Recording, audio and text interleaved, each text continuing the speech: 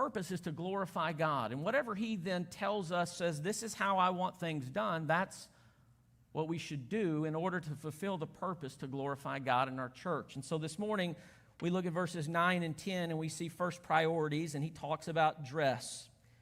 And he says this in verse 9, in like manner, and it's in reference to verse 8.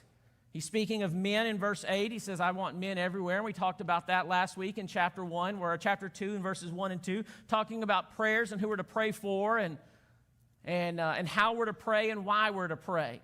Because we recognize the heart of God is to work in the lives of men and women and those in authority that they might hopefully ultimately come to Christ. But then he moves in verse 9, and he says, in like manner, like just as the men have this role of, they certainly, it seems in Scripture that they are to lead out in worship services. It's not that women don't have a role or a place in that, but it certainly seems like God has said he wants the men to lead the families and to guide the families and say, listen, we're going to church, we're going to worship, and this is what it's going to look like.